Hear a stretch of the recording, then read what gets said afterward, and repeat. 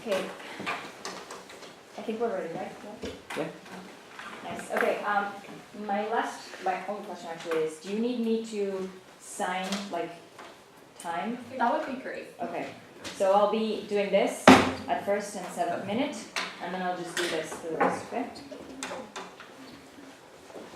Cool. All right. We can start whenever.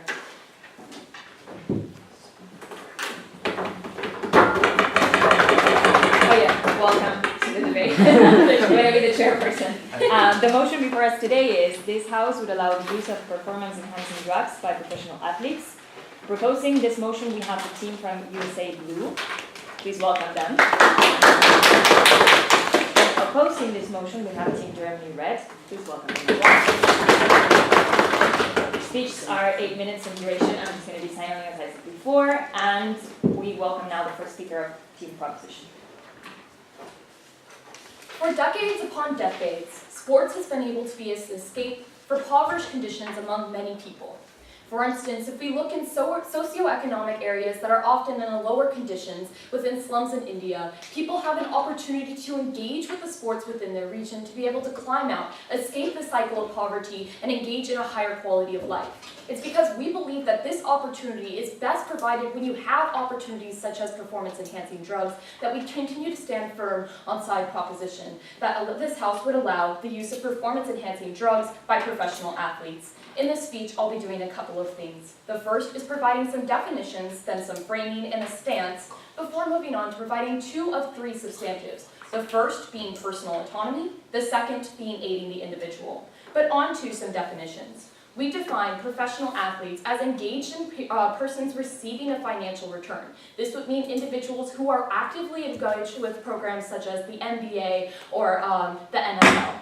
We define the performance-enhancing drugs as drugs used to artificially enhance an athlete's ability, meaning this could be something as simple as caffeine to something as drastic as steroids.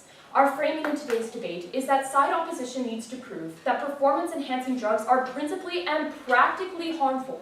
What they are so egregiously harmful by enhancing these drugs is the reason rather than to allowing these substances to be under regulations. We think side proposition has 2 ways of winning today's debate. The first is that proving that performance-enhancing drugs are principally beneficial, and the second is proving that they are practically beneficial. And with that, let's move on to our model.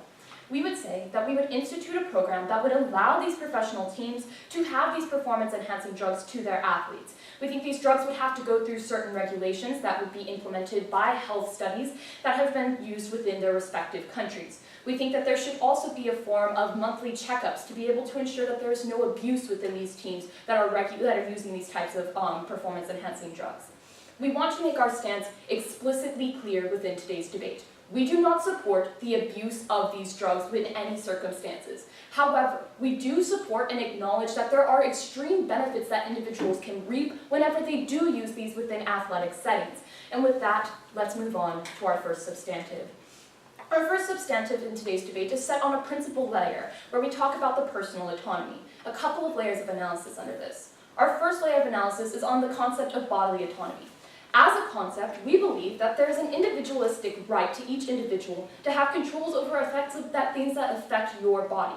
Meaning that in your daily life, there's something that's going to be impactful to you. You should have a say in how it is going to be affecting your life, and you should have a say in whether or not you would like to engage with that. We think that when you have a control to your life, others should not be allowed to impede upon that. Meaning that when there are regulations to ensure that maybe you cannot have something to be able to engage with, we think that that's ultimately problematic. We say that we would support things like, an individual's right to abortion. That's an instance of individualistic bodily autonomy that is principally good within the proposition world. So why is this specific to athletes within these professional programs, right? We say that sports are heavily dependent on the body's usage. We think that when your main tool of being able to exist and be able to perform within your job is taken away from you, you're going to be struggling a bit more. And we think that that's principally harmful to the individual and to the athlete in this program because we think that you're taking away a way for them to be able to gain access in the long term. But on to the second layer of analysis, which is on government intervention. We'd say that we have to engage with what the comparative looks like here in today's debate. In the opposition world, what will it look like when we do not allow these individuals to have performance-enhancing drugs? We think it looks like things like banning these kinds of drugs. It looks like the status quo where we do not allow these individuals to engage with this kind of stuff. Why is this so problematic? We give you two key reasons here. The first is that we say it's bad because it hands more power to governments. When governments have more power over the individualistic life of these athletes, we think that it leads to a couple of harms. But before that, a point. Do you approve of any regulations by the state that are protecting the citizens?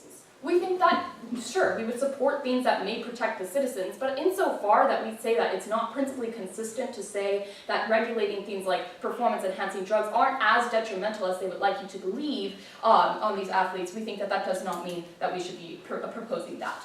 We think that what we look to in today's debate is how will the government be able to implement these policies. We think that what it means when you hand more power to a government is that they have more power to dictate over your life. That means that whatever policies they think they want to implement, a ban only means that you'll have more bans in return.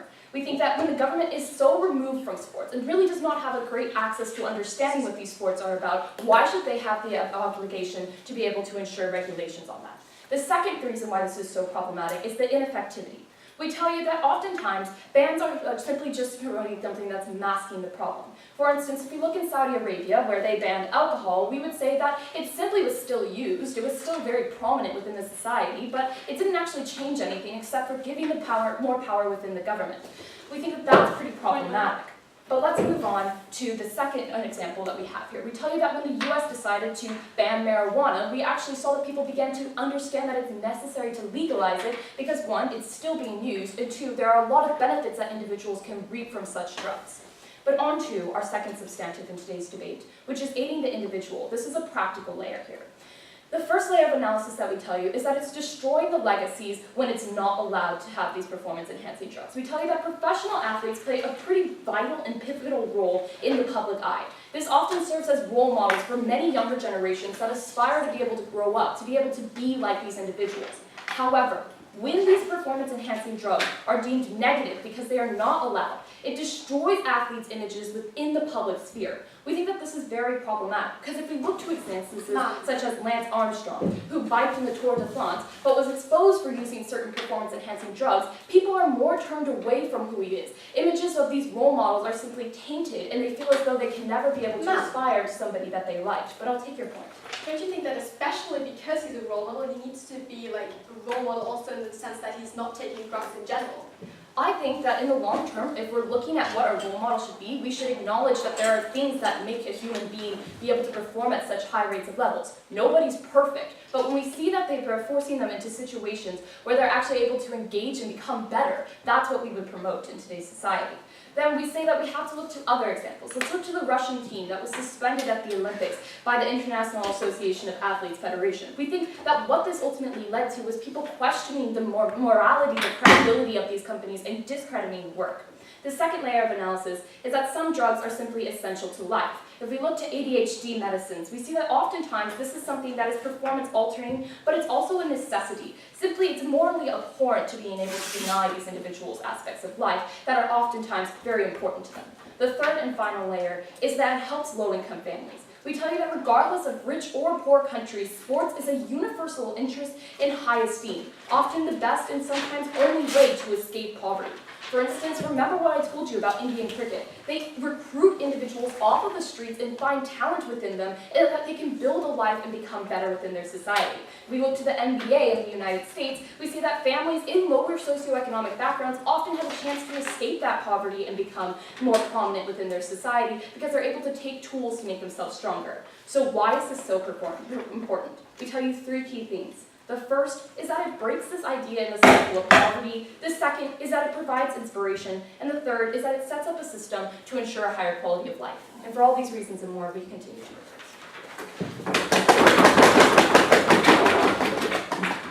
Speaker spoke for 8 minutes, 9 seconds.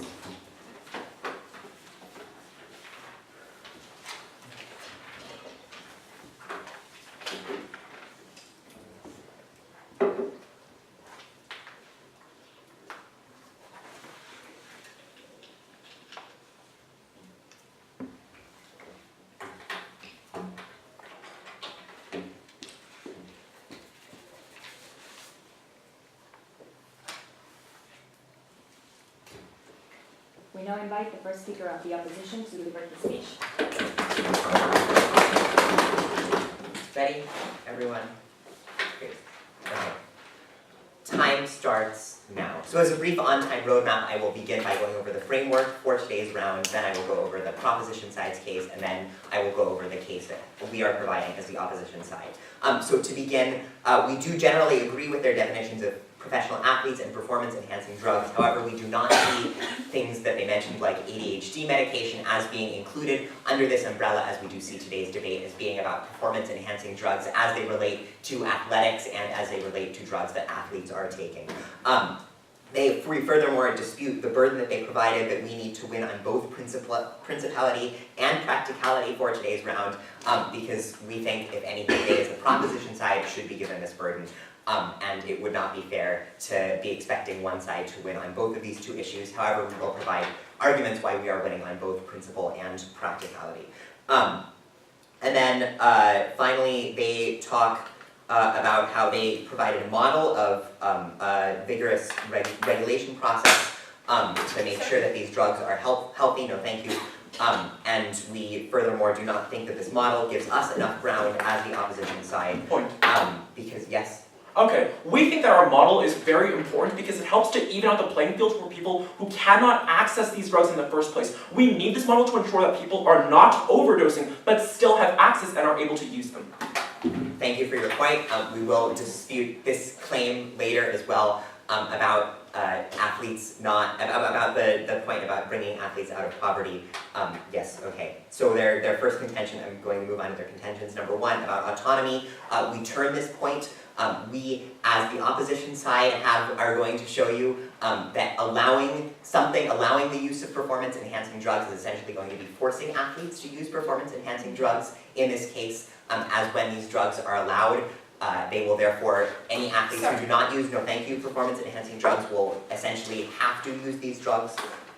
And so we are actually the side that is in favor of bodily autonomy, because under the proposition world, any athletes wishing to compete in athletic events will have to be taking performance-enhancing drugs. Their second contention about government intervention. This does not fall under the case as we see it. We see this being about individual, because it's about allowing athletes, so we see it being about the athletes and not about organizations that are doing this.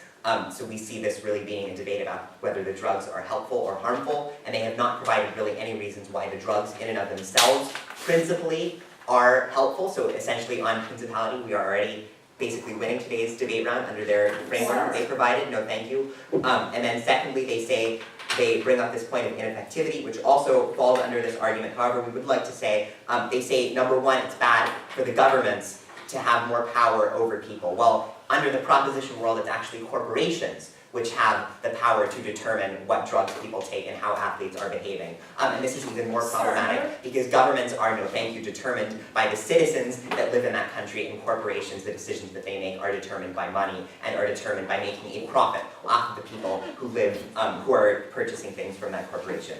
And then they say about that bans mask a problem and are ineffective.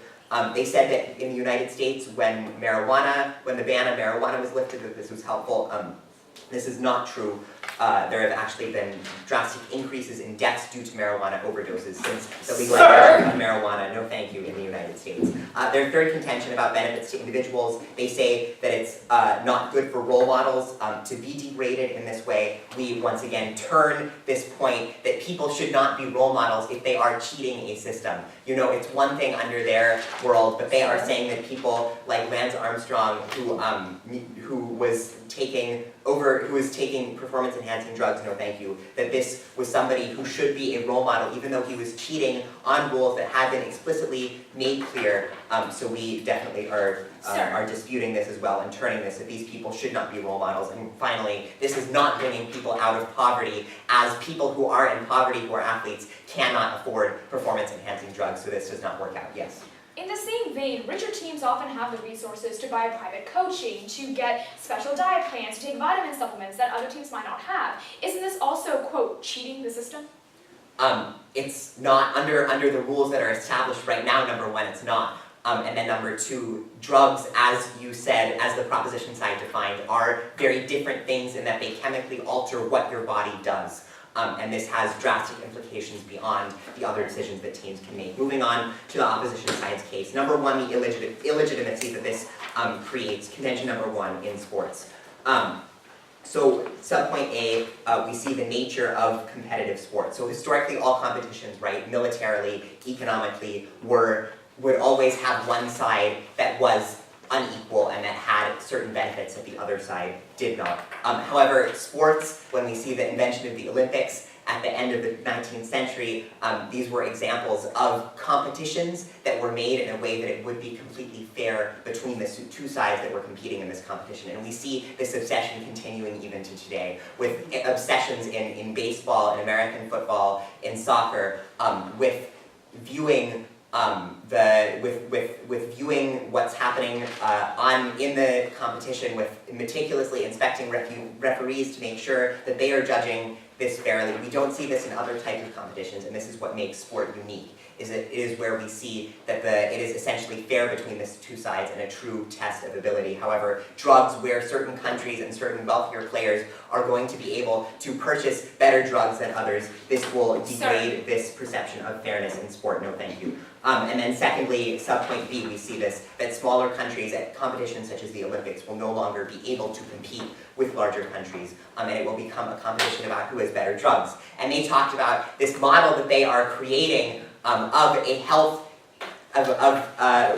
meticulous regulation process that they're saying in their model. We are disputing this. We don't think that this gives us equal ground. However, even if you do go under this, this is still the creation of an industry around sporting events, right? Normally, during the World Cup, when the World Cup is taking place, people all around the world are more interested in health products, are more interested in being healthy, are more interested in participating in sports themselves. However, under the proposition size model, people will only become more interested in drugs during these international sporting events, and that will have drastic consequences. No thank you. Their second contention about effect on our second contention about effect on the individual. Firstly, we do see, once again, allowing equals forcing. If we have performance-enhancing drugs allowed, athletes will not be able to compete effectively without these drugs. And this is against some people's personal or religious or moral values, and they will no longer be able to compete in sports at all because they wouldn't be able to have autonomy over their bodies in these events. And these are completely legitimate concerns that they have because there are drastic health benefits of health detriments of performance-enhancing drugs, which is why they are trying to create this model in the first place, which will not be effective anyways. Secondly, we see that this is no longer a competition that individuals are engaging in. Sports are a friendly competition where people from all around the world, where people from many different backgrounds are able to engage in fair, just competition with one another. This is why the purpose of sports and how sports were invented, and they are undermining this by allowing performance-enhancing drugs to be allowed. And then finally, we see the drastic health detriments where there's been a long-standing trend of people with the biggest muscles, people who are the tallest, people who have large amounts of testosterone or steroid hormones or other hormone imbalances die younger and do not live fulfilling lives, and this is what is going to be taking place under the proposition-sized world. So for all of these reasons, we strongly urge an opposition ballot. Thank you very much. Speaker spoke for 8 minutes and 17 seconds.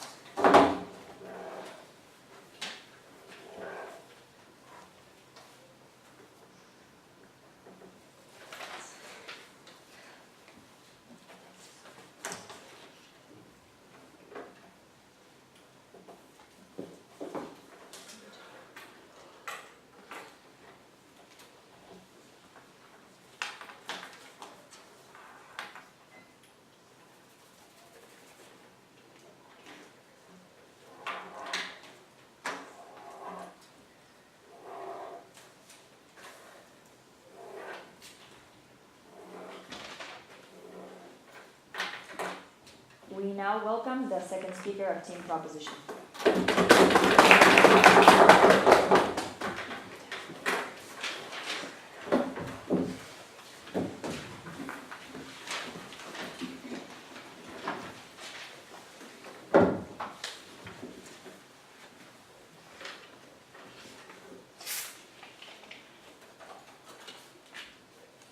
Team Proposition wants a world where there is more equality and there is more access. But team opposition, while they can come up here and give you a lot of pretty words, don't give you any way to help alleviate these inequalities that we see in the modern world. It's because team proposition offers you a solution, but team opposition only offers you words that we are still so proud today to propose today's motion. First, what am I going to give you in today's round? I'm going to give you some clarifications for this round. Then I will refute their arguments and the fundamental misconceptions that they have, and finally delivering our third substantive argument, helping the international community. With that in mind, let's begin. The first clarification we need to make is that performance-enhancing drugs currently include ADHD medicine. In the status quo, they are banned by these international organizations. You cannot take them before going into these sporting events. That's why we explicitly bring them up. We think they're very important to ensure that people can have good health. And in order for that to happen, we must allow the usage of performance-enhancing drugs. But secondly, we want to clarify that performance-enhancing means that you improve your performance. That's what the word enhancing means. You don't need me to tell you that, you just need to read the dictionary.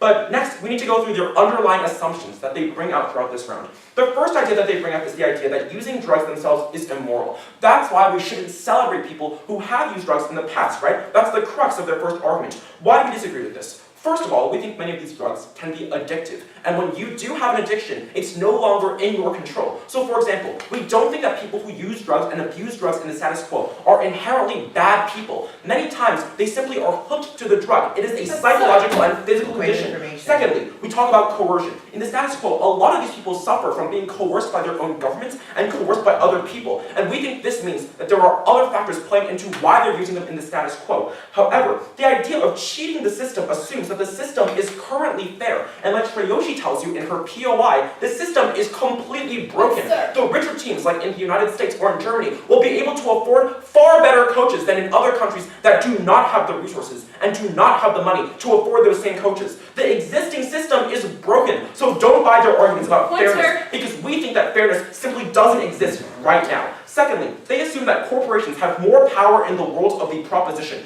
We fundamentally disagree with this, because we think that governments work together with corporations to give them this power. It is governments that regulate corporations in the first place, and in the world of the proposition, we want to reduce government overreach. In a world where there are bans, it doesn't mean no usage. It simply means the government has more power to arrest anyone they want that currently infringes on this law. But like we've seen with prohibition, of alcohol in Saudi Arabia, and like we've seen with the prohibition of marijuana in the United States, this hasn't reduced usage, it hasn't caused a lot of deaths. Our opponents tell you about how marijuana overdoses have skyrocketed since the legalization of marijuana. That's untrue, because you know how much marijuana you need to overdose? 2,000 pounds. That's why in recorded history, no one has ever overdosed on marijuana. Do not buy false statistics. And third of all, they believe that the proposition forces the use of drugs. They talk about how athletes are being forced to use drugs. No, we do not want to force athletes. We want to give them a choice, and we want to give them access. The biggest point of inequality in the status quo. Secondly, they say that people perform worse with these drugs, and like we've clarified, that's not how these drugs work. They're literally called performance enhancing. Finally,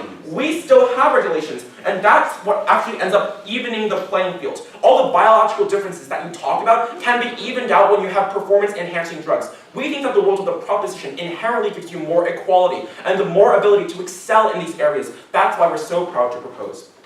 But next, let's move on to our third substantive argument, which is helping the international community. The first layer of analysis here is meeting the high expectations of consumers. Now, we understand that in the status quo, consumers have very high expectations when watching sporting events, often exceeding what is physically possible for an individual. This is a huge problem, because the success for these athletes completely is hinged on the ability to perform and the ability to monetarily succeed. Go.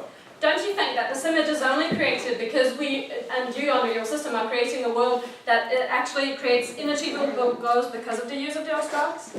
Absolutely not. We think that every single person should be able to access these drugs in the first place. In the world of the opposition, anyone who uses these drugs is immediately stigmatized and demonized. But under the world of the proposition, we grant access, we level the playing field, and we help to ensure that these high expectations can be met in the first place. Team proposition thinks that these unrealistic expectations empirically cannot suddenly decrease with any shift in societal moods. We want to watch exciting games. That's why all of these different channels get so much attention and get so much money. But in a world where people are not performing up to societal standards and the standards that people have set up in their own minds, those people start losing money. they can no longer succeed. The failure to perform is the biggest problem right now, and under the rules of the proposition, we allow these athletes to meet these unrealistic expectations. That's why people, when watching 5-time Grand Slam singles champion Maria Sharapova, want to see people who are very, very skilled. But even though she used meldonium since 2006, we think it was worth it because of the fact that, number one, she had the choice in choosing whether or not to use the drug,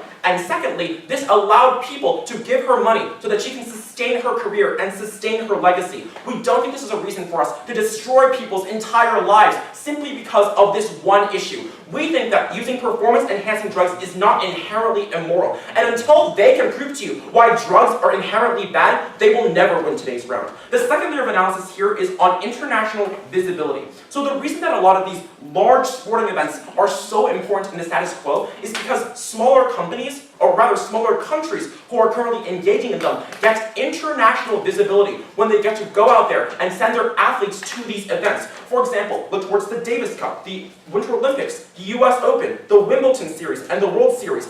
All of these international events only garner attention because of the fact that they are sporting events that are very exciting to watch. In the world of the proposition, we help to ensure that countries in the status quo who cannot afford those good judges, like we tell you, or those good coaches, still have a fighting chance in these international competitions. Yes? Don't you think that the problem is exactly the expectations of the people who are watching these sports, and that we should change that rather than what the sports people are doing? Look, we're not debating whether or not expectations are good or bad. We think they will exist in both the proposition world and the opposition world. So the question is, how can we best address these unrealistic expectations? The only way to address them is by the proposition world, where we allow people to actually meet these expectations in a world where these performance-enhancing drugs are legalized. Under the proposition world, we grant people access, and most importantly, we grant that equality that doesn't exist in the status quo. Make sure that smaller countries do not suddenly fall behind larger countries simply because they cannot afford it. Grant equality, vote on the proposition. The third layer of analysis here is on the economic arguments. Now, Layla in her first speech tells you about how low-income people can use sports as an opportunity to escape poverty. This is really important because on the individual level, we give them an opportunity and we give them hope for the future. But more importantly, on a macroeconomic level, we also see that individual countries will be benefited because sporting events are a huge portion of the economic activity in many of these countries. Look towards the United States, towards Germany, towards China. All of them have multi-billion-dollar sporting industries, hiring hundreds of thousands of people. There's a reason for this, because these events garner a lot of attention. When people have their eyes glued on these screens, when they want to watch these sporting events, that's when these economies are helped in the first place. Only under the world of the proposition can we continue this kind of economic growth by making the games more exciting and by ensuring that athletes themselves have a chance in choosing what to do with their bodies. Team proposition stands for autonomy and for a better future. That's why you vote with us. Thank you.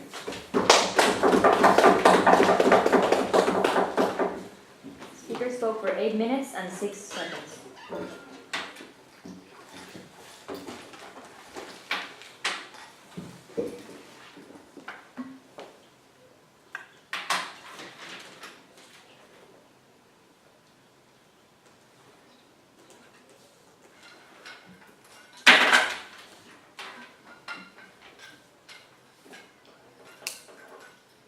We now invite the second speaker of Team Opposition.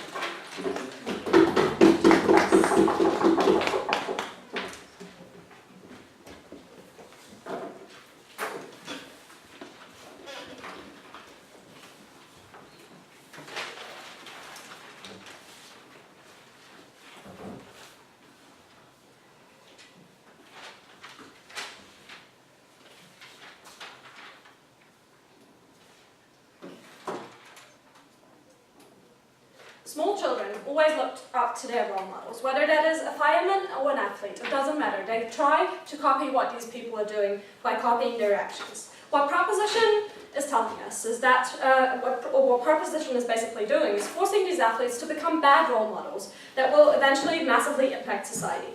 Moving on to my structure first, I'm going to do some reconstruction of our case and then move on to my own rebuttal, followed by my own substantive points concerning the macro level of argumentation, especially concerning the encouragement of drug use of society by the government and the societal impact this will have. Moving on to my reconstruction. First of all, they have said that there will be no way to eliminate inequality in the sports world, and that what they are doing is making these countries, especially countries that are currently not able to compete able to compete on an international level. But we have shown you that they are making the inequality in sports competitions worse, because it will automatically be about who is going to have the better drugs, who is going to have more money to buy these drugs. Point. And this is, no thank you, this is what our first speaker has already pointed out to you. They've also said that using drugs is not immoral, and that because you cannot control your addiction, there is no point in calling these people immoral because they're abusing these drugs. But this point doesn't really stand, because to be honest, whether I can choose if I do this or not, this action in itself is still immoral. Like, I cannot call that person immoral, but the action in itself, taking drugs is still immoral. No thank you. What they also said is that about the cheating the system point, is that the system is currently unfair. And we have so often pointed out to you that you are making it worse. You are making competition for smaller countries with less resources even worse under your system. They've also said that governments are somehow, no thank you, at fault for the drug cost, and that the smaller countries will not be able to compete. But this doesn't really stand in our point of view, because it is basically the economy that regulates these prices. And concerning the overdoses and the skyrocketed abuse of marijuana in the US, the point our first speaker was trying to make is that the abuse of marijuana has actually skyrocketed in the US after its legalization, not necessarily its overdose. Ma'am, Yes, please. it seems like you're confusing the word abuse with use. That's where the clash in this debate lies. We fundamentally don't think that simply using drugs necessarily relates to abuse. We ask you to engage on Thank why you. I think I get your drugs point. is so bad. What we're saying is that, and what our first speaker has already said concerning this, is that the health of individuals is massively endangered by these drugs. And of course, abuse of drug is bad, and we can definitely agree on that. But we think that there is always a danger of abuse of drugs when you legalize them. So, moving on to my rebuttal. They have said that we need to meet the expectations that people in society are having, and the only way to do this is by actually making athletes being able to compete up to the standards that people are setting. But what we are doing through the system, and I'm going to point it out in my substantives as well, is that we're basically rising the limits that athletes have to achieve. We're basically making them more and more perfect up to the point where it's not humanly possible to reach these levels. Then they've also said that you are able to choose whether you take a drug or not. And our first speaker has repeatedly pointed out that what we are doing if we're legalizing the use of these performance-enhancing drugs is that we are forcing the athletes to take these drugs. Ma'am. No, thank you. Because it is not a free choice. If everyone else in a competition is taking these drugs, and I as an individual choose not to, there's no possibility that I can compete with the other athletes. No, thank you. They've talked about how all of this will make sporting events still exciting to watch, and that this is a very important point to them. But we do not see this existing. Like, sporting events can still be exciting even if the people contesting are not perfect individuals. And concerning your escape of poverty point, we have repeatedly told you that it is going to be a competition about who has the better drugs and who has the better resources. Point. No, thank you. Moving on to my substantive points. And first of all, the societal impacts this will have. The role models that I've told you about in my beginning have a huge influence on individuals and therefore society as a whole, whether that is an author, a musician, or an athlete. Now, what happens if we legalize the usage of these performance-enhancing drugs for athletes? No, thank you. We're encouraging drug use by the population, even though it is still illegal to them under your system. Because individuals tend to copy the actions of their role model, like I've already pointed out to you. Under the status quo, we are creating the image that in order to be as good as the athlete that I like is, I have to be particularly good at a sport, or I have to train a lot to do that. And through training and through trying to achieve my goals, I can actually be as good as that person. Under their system, the image is created that I can only become as good as that athlete if I take these drugs, because that is how the athlete got to this particular point. And this will encourage the usage of drugs among the population, for which it is illegal and obviously also unhealthy, as we've pointed out to you. Secondly, it will create a bad body image. Role models represent what we as a society define as an at least almost perfect individual. What Side Proposition wants to do is it wants to make these imperfect role models even more perfect, up to an extent that is unachievable for a normal person. They will become better and better and better. We already have problems in our society with eating disorder, with young men questioning their masculinity when they see athletes that are really well trained. And this will only worsen under their system because they're creating a society that is striving for unachievable goals, creating a lot of frustration. Moving on to my second substantive points, the encouragement of drug use for society by the government. First of all, what is the purpose of a government? The purpose of a government is to regulate people, is to protect its citizens, and it does this by regulating people's lives and their social interactions. So how is this purpose endangered under our system?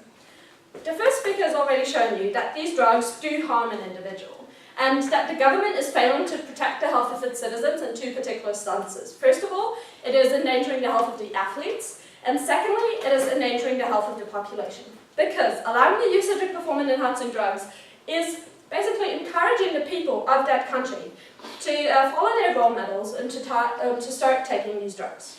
So why is this illegitimate? First of all, it is the indirect encouragement of the usage of drugs, no thank you, for the population is basically encouraging the abolition of the government, because we have a law that says taking these drugs is illegal for the normal population. The only thing that side proposition wants to do is to make it legal for professional athletes.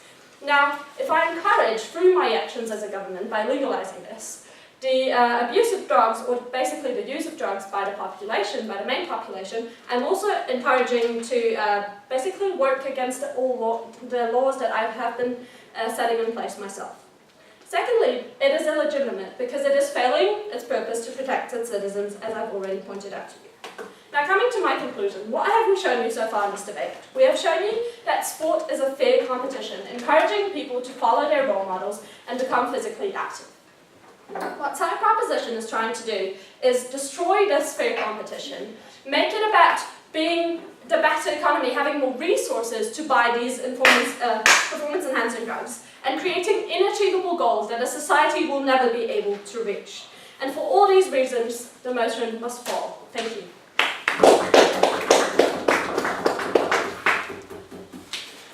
Speaker spoke for 8 minutes, 11 seconds.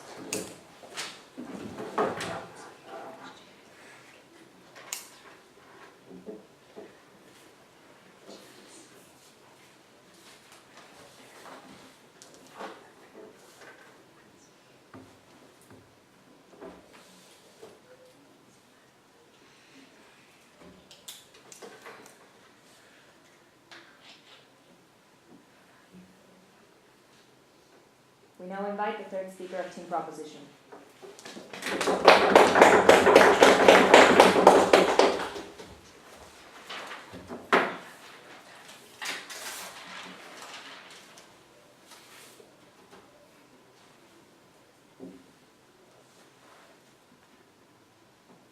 I think side opposition has a bit of a utopian view of the world. Their entire case is fixated on this notion of fairness, that we need to be promoting fairness.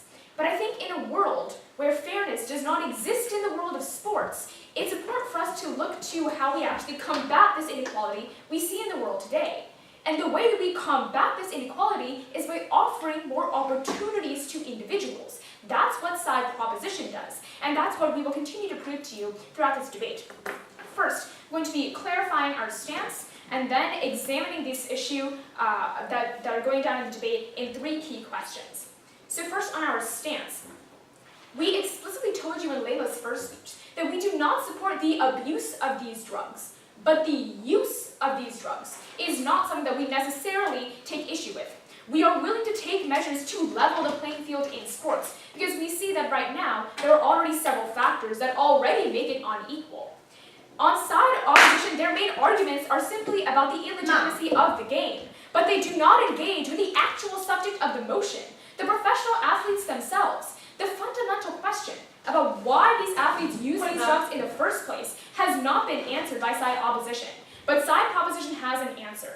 They use these drugs because oftentimes it's the way for them to become competitive in today's world. Because we tell you that individuals need these drugs to be competitive, to break the cycle of poverty that we've been extending down the bench. Which leads me to 3 key questions that this debate ultimately boils down to. First, who helps the individual? Second, who is consistent with the principle? And third and finally, who provides the best practical benefits in the debate? So first, examining the issue about who is actually helping the individual. And we think this is the most important question because the individual is ultimately who we're both debating for. We think that first, when we look at the debate through the scope of low-income individuals that both Layla and Raiden explained to you in their speeches, we give you the example of India, where boys from small villages are often recruited by rich cricket teams. That actually helps break them out of the cycle of poverty because they're able to recruit raw talent. Sports are the gateway out of this cycle. But in a world where richer teams from the West often have private coaching, often have special diet plans, often have several other types of medicines that perhaps aren't performance enhancing but basically do the same thing, they themselves are already starting off 2 miles ahead. So for the people that are already starting behind the starting line, we should allow them to at least start at the starting line. That's what performance enhancing drugs do. However, we also contend that in the example of Russia, oftentimes gymnasts are the ones that actually are able to earn their livelihood. Because gymnasts aren't just the people who are able to afford rich training programs in Russia. They're oftentimes low-income women that come from small villages that don't necessarily have any other way of getting into the limelight. What we see is that performance-enhancing drugs help expand opportunities for them, and that's ultimately going to be helping people in the long run. Now, I would have you refer to our model, which side opposition does not engage with, because precisely because their case is predicated on this issue of fairness. Essentially, if everybody could use performance-enhancing drugs, we think this is principally consistent with the stance on side opposition, because they say that performance-enhancing drugs aren't fair, not everybody can use them, not everybody can afford them. But under our model, we tell you that we would allow for programs to be instituted where professional teams are able to provide their players with these drugs. That removes the financial incentives, that removes financial inequalities. Because what happens is that these drugs are now put under regulations. This model has not been engaged with at all. At the point at which we are increasing fairness of access for these drugs, then we think that principally there's nothing wrong with having the ability to use these drugs in the first place. The second principled argument about, under this, going on to the second question, is about personal autonomy. Again, no engagement from side opposition on this point. We give you independent reasons as to why personal autonomy is very important, because we think that at its core, athletes have the ability to make their own decisions about their own health, even if it's bad for their health, because ultimately, that's their decision, and the government doesn't have a right to tell them what to do with their body. But I'll take your point. What we're telling you is that actually, if these athletes want to be successful, they have to take these drugs if everybody is allowed to take them. So you are the one who is taking away the choice. I'm glad that you've actually brought this up, because this issue of inequality has been quite prominent in the debate. But our argument is that inequality already exists. Even if you don't have performance-enhancing drugs, smaller teams are already, quote, forced to hire more private coaches. They're already forced to go through extreme regimented training programs. They're already forced to engage in activities that have to make them more competitive. Our world is predicated on this issue of becoming more competitive. But instead of barring individuals from having the ability to be competitive, we liberalize it so that everybody can do it. Even if other athletes start using drugs, that is not a reason to be barring those that need them from accessing them. Now, going on to this issue of health very quickly here, it's not that great of an issue, mainly because this issue of bodily autonomy trumps the issue of health concerns. Because if a person whose health will ultimately be affected decides for themselves that it's okay for them to take the drug, then that means that we should allow them to do it. Now, going on to the third question in this debate about who provides the best practical benefits. We see that this point about international countries has gotten lost in this debate. We see that international countries actually gain reputations from these professional sports. Raiden explains to you very eloquently about how sports is actually quite a large industry in international countries. But let's expand on this further. Given the example of the Olympics, we see that other countries that are less developed often make a name for themselves with their performance at the Olympics. And so what we see, though, is that these countries already are starting off several steps behind those other countries, such as the United States or the UK or other European countries that have more financial resources to pay for their teams, to pay for things like training. For example, a soccer team from Barcelona will have vastly superior resources than a soccer team from Ghana.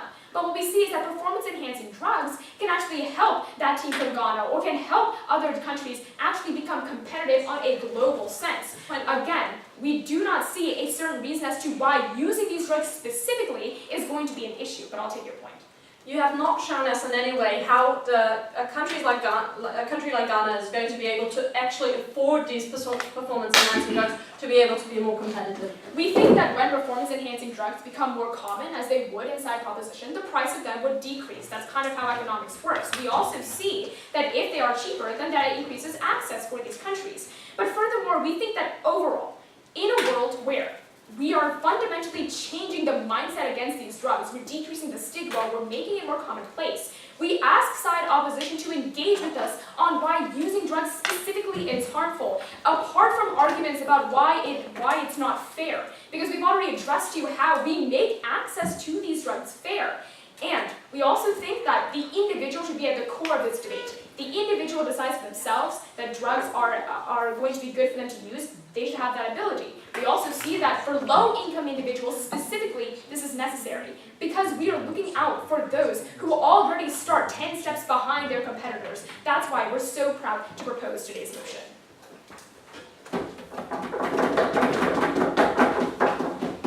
Seven minutes, 59 seconds.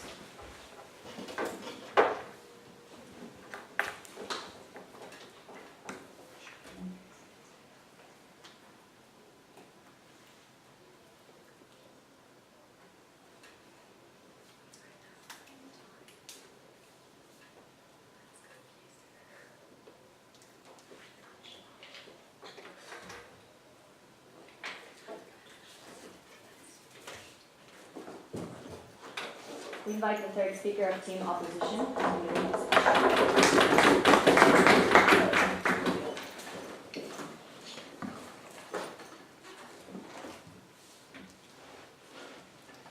What is the true reason why sports are so important in our world today?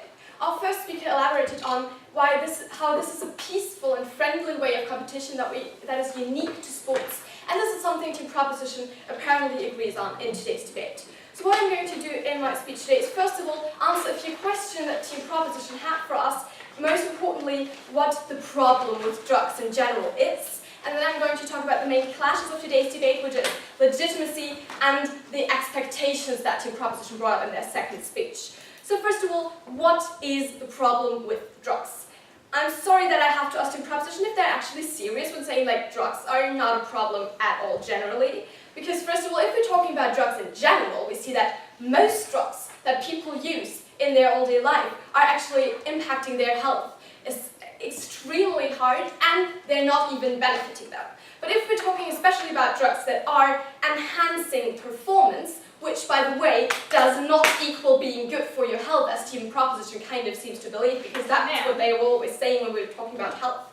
Enhancing performance does not mean being good for the health in general, but that does mean being good for the performance in that single moment, but still harming your body, and therefore on the long term ruining it. So this is what the main problem with these drugs is, that we also told you from our first speech onward. So this is where we see the problem. So if we're talking about the broader society now, the point of addiction is something that is even worse. Because addiction obviously comes only through, first of all, trying these drugs. And the problem with addiction is that it costs you money, overdoses might even harm you further, or actually in the worst case kill you. And some of these drugs that people usually are taking is influencing your mind. So why drugs in general are a bad thing is something that is very obvious to our side of the house today. And we're also showing you that especially the drugs that are performance enhancing in sports are not an exception for that. So let me come to the clashes of today's debate. So first of all, the legitimacy. So the first thing that we have to talk about here is the access that people would have. What Team Proposition claimed throughout this debate would be that everyone would have equal access to these drugs. That is flat out not possible.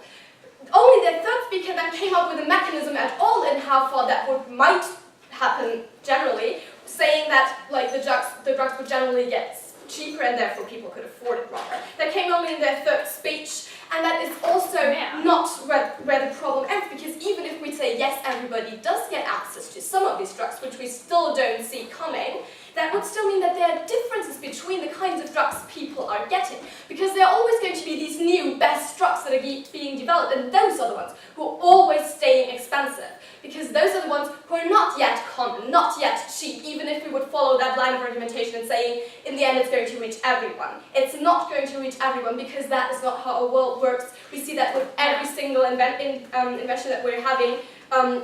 Like developing countries are simply not having access to all of these things, but even if they would, the main problem would still be that there would be these tremendous differences between what kind of drugs we have. So this is also what impacts the fairness point that was so important to Team Proposition. So they were also claiming then in that case that, well, if we're saying like drugs could make things fairer, which I've just proven untrue, because it's not the case that everybody has the same access to it. But like they were saying, there are also other factors that are like having inequality in sports already. The problem is that drugs are something very different, because what drugs are doing is making the impossible possible to some extent. Yeah. You can have better coaches, you can have better dietary plans or something like that. This might give you an advantage, but the advantage you're getting through the drugs is far bigger, because the drugs are actually giving you possibilities that without these drugs could definitely not be there. It is impossible to reach these things without the drugs, and that is why drugs are so important in terms of fairness. Yes, please. Caffeine can be seen as a performance-enhancing drug that increases alertness. Would you ban this as well in your world? The problem is that this is something that applies to that differently applies to sports and generally the use for everybody, because the use for everybody is definitely a different point here, also because that is one of the exceptions which is not harming the health that much. But people who are not needing that, and people for whom it actually might give an unfair advantage in sports, should not be allowed to take it for these sports competitions. Yes, that is what we're saying. The next thing about legitimacy that Team Proposition brought up was the autonomy of the people, which is very funny because that is also basically the first argument that we thought of. What Team Proposition is doing, they can deny it as often as they want, but it's a fact. If somebody wants to compete, they need to take these drugs.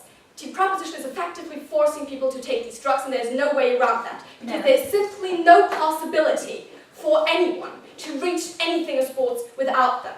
So this is the first thing. Then the second thing is that they're generally making that point far too broad. They're saying that we're having an absolute control of ourselves, and that the government should intervene as little as possible, which is a big problem, because the government is actually there to have regulations, to ban things in order to protect its citizens, which is the role of the government, which we have shown you throughout our bench. And this is exactly why the government is the one who needs to restrict these things, because they're harmful, as we've proven in every single of our speeches. Also, our first speaker brought up that point of now it's the corporations that are having power over these people, which is even worse, and which Team Proposition never responded to. No, thank you. The last thing is that Team Proposition said that people are not taking, we're not tackling the problem with banning these drugs. Well, that is basically exactly the point of the different standards that we're having, of inequality, which I've also already proven wrong in my fairness point by saying that, well, the problem that they spotted is that there are inequalities in today's world. What they're not doing is solving them, they're only making them far worse, because now these differences are actually changing the limits of your capability of doing something, and not only giving slight improvements here or there. So to come to the second point that we found kind of a bit weird in Proposition, which was the expectations of the society. What Team Proposition brought us here was that they were, in their first speech, literally saying, we want to push people to get better, and then they were saying that, in their second speech, that failure to actually exceed these expectations is the biggest problem of sports in our society today. So I'm going to analyze what this is doing to the athletes that we're actually talking about most in this debate, but also what this is doing to society, so everybody else who's doing sports, not as a professional. So first of all, for the athletes, basically everything that I've analyzed so far adds up here, because what should come first for them is their health and the choices that they are making, and not the slight edge of success, because what actually counts is who is winning, and this is what can be achieved far better under our side of the house, and which is also nothing to do with in how far they're achieving that. Like, this has nothing to do with the absolute result, but with the relative result. And that is the most important thing for these people. And that is the most important thing for the people who watch. What people want to see is a close competition. Not necessarily, that is the part that would be especially exciting for them. And not necessarily something that is just better than what they've seen before. And for the society in general, it is obviously very bad if they cannot reach these expectations at all, because that is going to be very bad for their self-image, which our second speaker has elaborated on. So we see that none of the arguments of that proposition is standing on today's debate, and opposition definitely wins this motion. Thank you.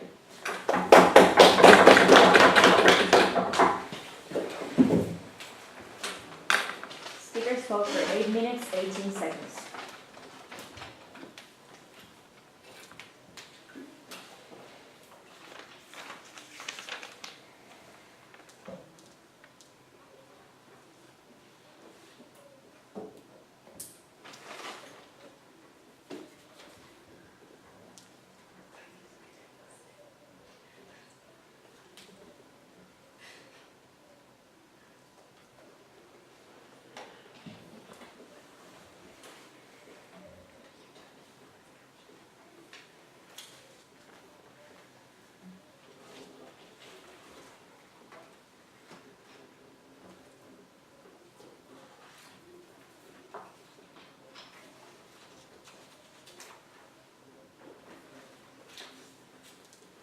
Okay, we now go with the reply speech of team opposition.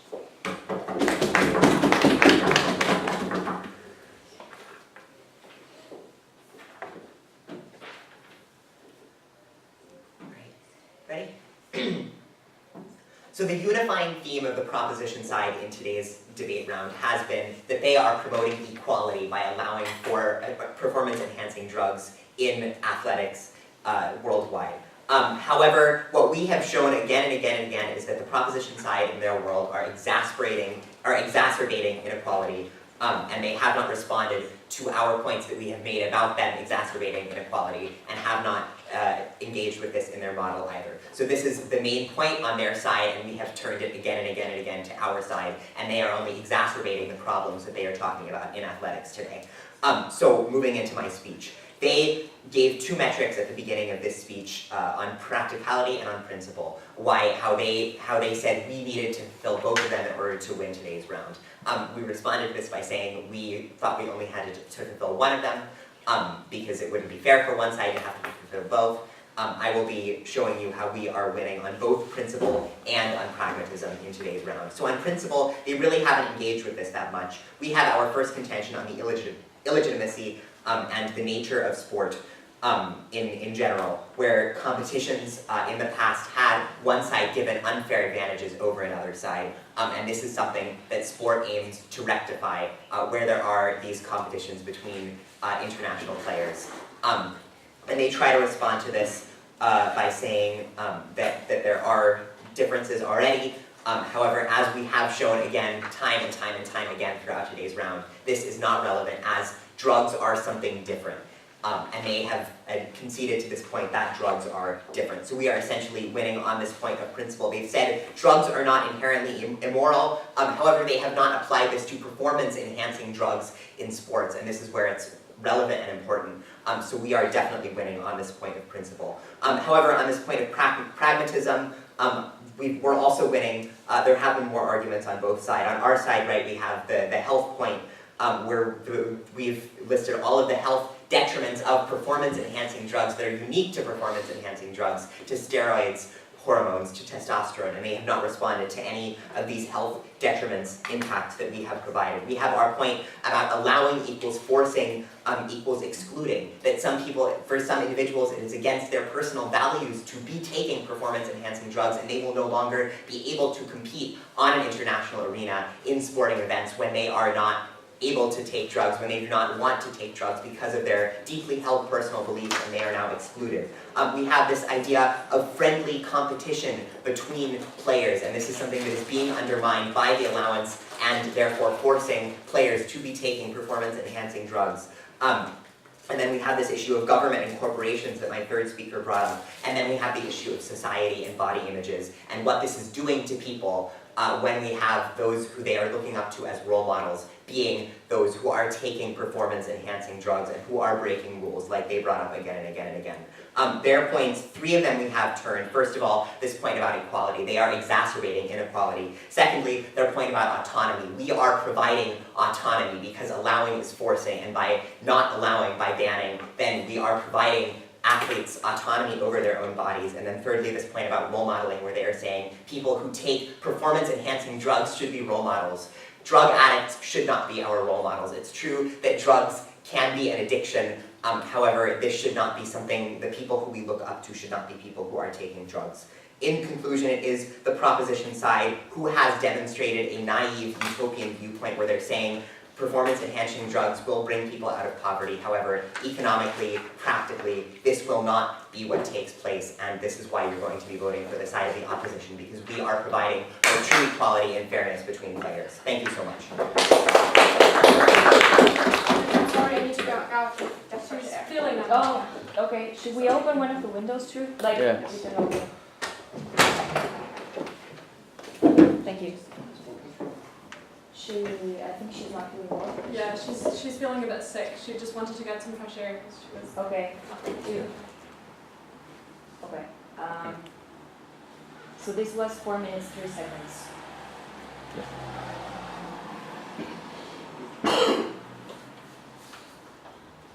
Should we check on her though? 'Cause- I can go check.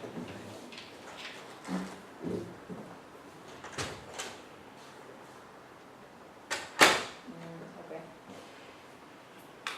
All right.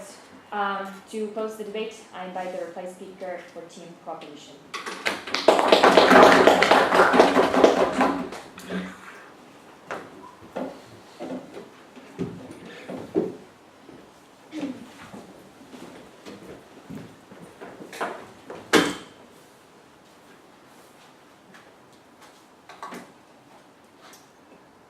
Opposition's stance and argumentation is contingent on the idea of fairness and friendly competition.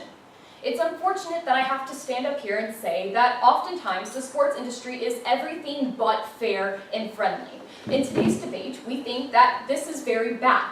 So the side that actually engages in who best alleviates this problem is the one that should be getting the ballot in today's debate, and we think that the proposition has coherently and clearly done that for you. In this speech, I'll be doing a couple of things. The first is I'll be discussing the key points on a principle and practical layer, holding true to the framing and burdens that we presented to you in our first speech.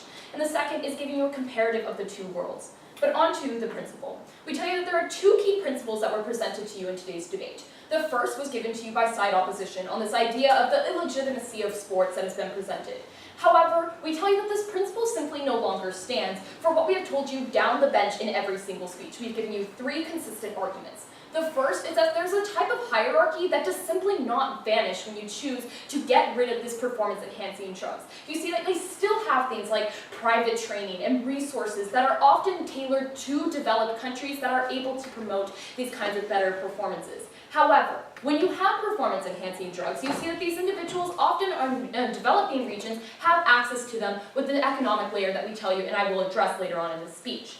The second thing that we tell you is that when you allow these drugs, you actually see that there's an increase in the value of entertainment and the sports provided to you. This means more engagement. This means more people paying their money, paying their attention to these sports, meaning that the economy is flowing more in their direction. The last and final thing that we tell you is we give them their highest ground, even if this does happen, that there is an illegitimacy within these sports. We tell you that with the performance-enhancing drugs, you're providing an aspect for this illegitimacy to be combated within both spheres. Oftentimes, this illegitimacy is perpetuated by developed regions. When you see that developing regions now have accessibility to these drugs, that's where you see benefits coming from. Secondly, we tell you that the principle of autonomy, which is presented by our side of the house, we tell you that the concept of life should not be interfered with any larger body or government. Their only clash with this argument is the government should ensure that citizens are healthy. We think, okay, sure, insofar as we get no reasoning as to why these drugs are harmful, except for every speech they just tell you that these are harmful to the individual, we think that you don't really have much of a reason to vote against it. Secondly, we prove to you that some of these are actually very beneficial. We tell you with ADHD medicine, with people who are struggling to be able to get the alertness and caffeine that they need to be able to go out in the field, that's where you're actually able to see tangible benefits in our world. But third, we tell you that with this performance-enhancing drugs, we tell you that there's a lot of things that are bad for these individuals. Even if you don't buy that they are good for these individuals, we tell you that there's things like caffeine or smoking, but we don't choose to ban those things because we think that people have a right, have a choice of autonomy to determine what is best for their health. That leads me to the practical in today's debate. The practical in today's debate is centered on combating inequality. Opposition says that people will be pressured into doing all kinds of these drugs because of the fact that it's going to be allowed. However, there's a problem with this, seeing that majority of the examples that we listed to you happen under a world where all of these are banned, meaning that this is still something that will be prominent within their society.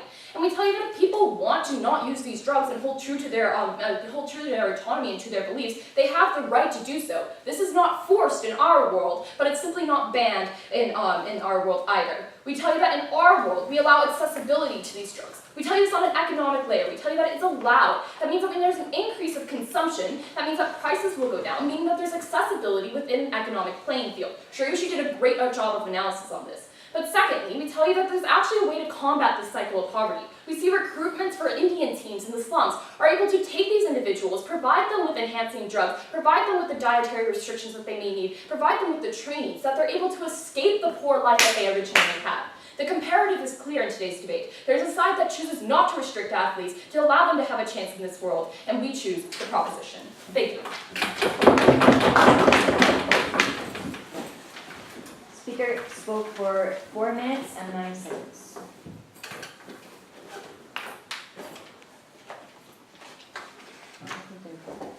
Alright, so shake hands. Yeah. And yeah, and if you want to Great leave, job. oh, great, Great job. Okay. Great job. Yeah, okay.